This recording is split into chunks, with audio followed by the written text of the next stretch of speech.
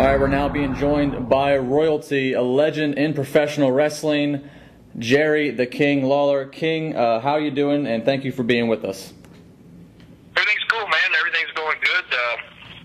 Just rocking along. And I guess the only negative that I can talk about right now in my life is that I just went this past week up to my old, well, not really my hometown, but my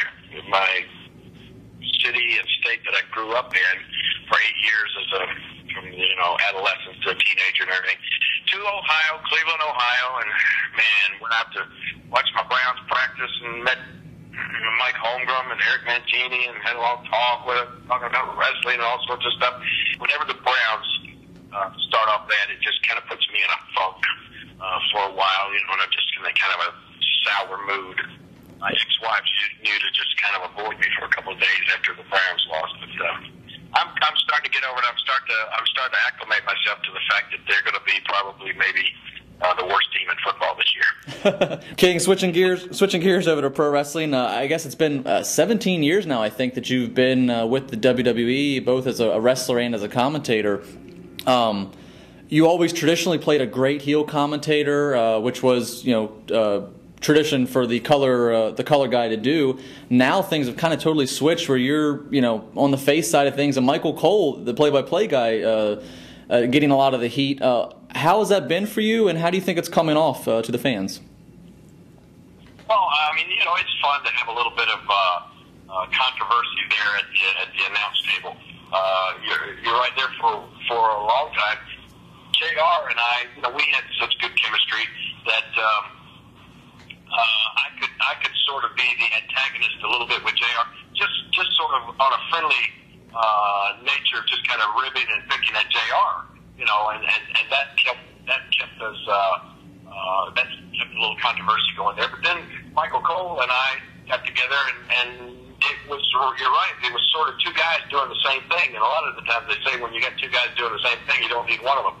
So we're doing, or at least Michael seems to be, a lot of people don't realize this, but he just seems to be acting more natural now, because that's his real personality that you're seeing now. Beforehand, he was trying to please everybody, and what he I guess finally realized that when you try to please everybody, you wind up pleasing nobody. So he's just using. I mean, he's exhibiting a little bit more of his real personality now, and Michael is just.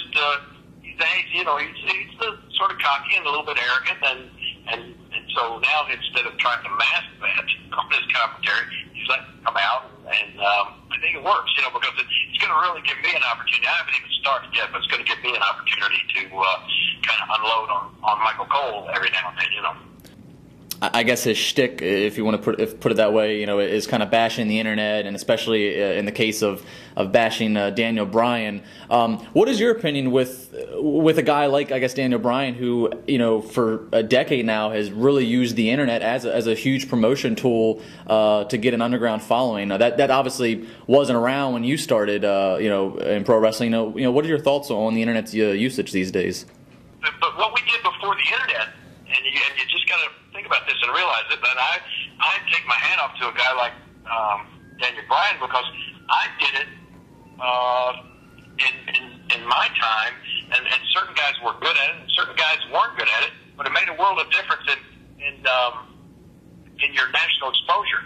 And what we used instead of the internet in that day were the wrestling magazines, like Pro Wrestling Illustrated. What I did it, and where a guy like Daniel Bryan, or Brian, what's his actual name? Bryan Danielson. Yeah, we call him Daniel Bryan. Right. Very close, so that's good.